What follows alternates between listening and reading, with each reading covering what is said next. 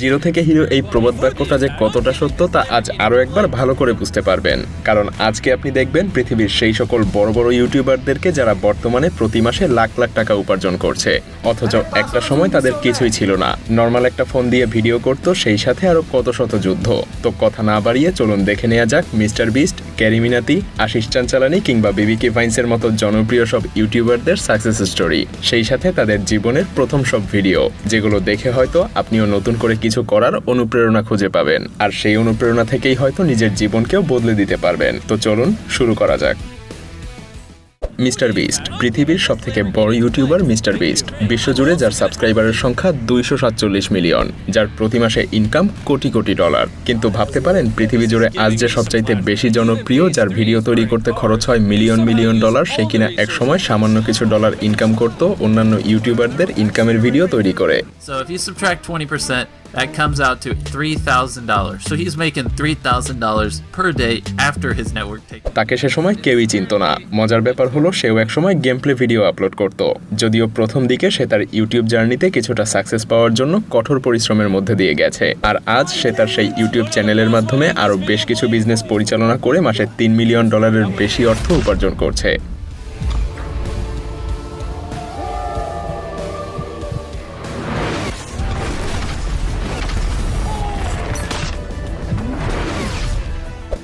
Carry Minati. तो कैसे हैं आप लोग?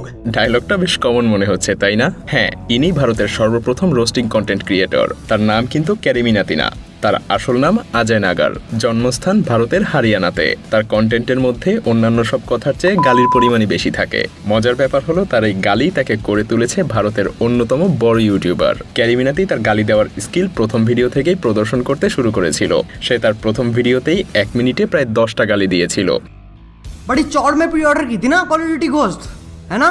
असल में जो अपने माँ बाप से भीख मांग मांग के तो पैसे लिए तुमने। साले क्या एनिमेशन है टैग इंसर्ट की, ऐसा लगता है जो हाथ में और माचिस का डब्बा हो, जैसे आग लगाने की कोशिश कर रहा अपने।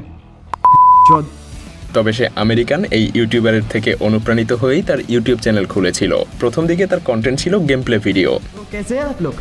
बढ़िया ही होंगे, मतलब कुछ हुआ थोड़ी ना आपकी जिंदगी में पूरा। अरे पास वाला जूम किससे होता है? वो नहीं होता।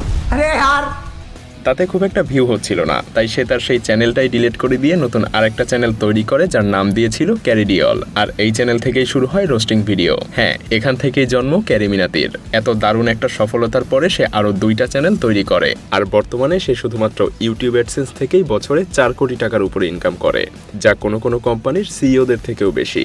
স্পন্সরশিপ এবং অন্যান্য সব সোর্স মিলিয়ে বছরে তার ইনকাম কয়েক কোটি ছাড়িয়ে যায়।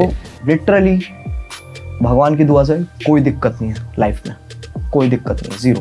जो मेरे को चाहिए वो मैं कर रहा हूँ। मतलब लिटरली जो आप सोच सकते हो ना कि यार मेरे को सपना भी देखते हो ना कि यार मैं ना ये करूँगा, वो मैं कर चुका हूँ। আশিস চাঞ্চালানি একই ভিডিওতে কয়েকজনের ক্যারেক্টারের রোল প্লে, সেই সাথে পারিবারিক কন্টেন্ট, সব মিলিয়ে তার কন্টেন্ট দেখার সময় যেন হাসিতে পেট ফেটে যাওয়ার মতো অবস্থা হয়। আর সেজন্যই আজ তার সাবস্ক্রাইবারের সংখ্যা 30 মিলিয়ন। ইউটিউবে তার প্রথম ভিডিও ছিল 2014 সালের ডিসেম্বরের 8 তারিখে আপলোড করা। ओ भाई चल लाइन में लग, चल चल। साले तू मेरे बाप को जानता है? हाँ जानता हूँ। अबे साले मेरा बाप, तू मेरे बाप को जानता है? हाँ जानता हूँ। कौन है वो? हे भगवान, तू नहीं जानता तेरा बाप कौन है? तेरा बाप আজ থেকে প্রায় 10 বছর আগে আপলোড করা তার সেই ভিডিওতে বর্তমানে ভিউ গিয়ে দাঁড়িয়েছে 9 মিলিয়নে। হঠাৎ প্রথম ভিডিও দিয়েই বাজিমাত। তার অ্যাক্টিং স্কিল নিয়ে আসলে নতুন করে বলার মতো কিছু নেই। কঠোর পরিশ্রম আর অভিনয়ের দক্ষতার কারণে 2018 সাল থেকে প্রতি মাসে 20 লক্ষ টাকার উপর ইনকাম করতে শুরু করে। সেই সাথে সে বেশ কিছু অ্যাওয়ার্ডও পেয়েছে। অবশ্য তার এক একটা কন্টেন্ট তৈরি করতে অনেক দিন সময় লাগে, তাই বেশ কিছুদিন পর পর তার কন্টেন্টের দেখা মেলে। তবে তার সেই ফানি কন্টেন্টগুলো দেখে ভিউয়ার্স এতদিনের সব অপেক্ষা যেন ভুলে যায়। বিবিকি ভাইন্স নর্মাল একটা মোবাইল ফোন দিয়ে কন্টেন্ট তৈরি করা এই ইউটিউবারের এখন নিজেরই একটা প্রোডাকশন হাউস আছে। ভুবন বামের ফোন থেকে একটা প্রোডাকশন হাউসের সেই জার্নি কেমন ছিল? প্রথম দিকে বিবিকি ভাইন্স একজন সিঙ্গার হতে চেয়েছিল, কিন্তু হঠাৎ তার একটা ভিডিও 2015 সালে পাকিস্তানে ভাইরাল হয়ে যায়। এরপর থেকে ভুবন বাম ভাইরাল হওয়া সেই ভিডিও থেকে অনুপ্রাণিত হয়ে নতুন একটা ইউটিউব চ্যানেল খুলে বসে। তবে মজার ব্যাপার হলো তার প্রথম ভিডিওতে ভিউ এসেছিল মাত্র 10-15টা। সে লজ্জায় তার ভিডিওই ডিলিট করে ফেলে, কিন্তু এরপরে শুরু হয় ধামাকা। তার দ্বিতীয় ভিডিওর ডিউরেশন ছিল মাত্র 32 সেকেন্ড, অথচ ভিউ গিয়ে দাঁড়ায় 10 মিলিয়নে, সাথে 5 লাখ লাইক তো আছেই। সেই যে শুরু, আজ তার ইউটিউব চ্যানেলের সাবস্ক্রাইবার সংখ্যা 26 মিলিয়ন, আর এই সব কিছু মিলিয়ে তার মাসিক ইনকাম 1 কোটি টাকার উপরে। ऐसा तो एक भाई कर सकता है।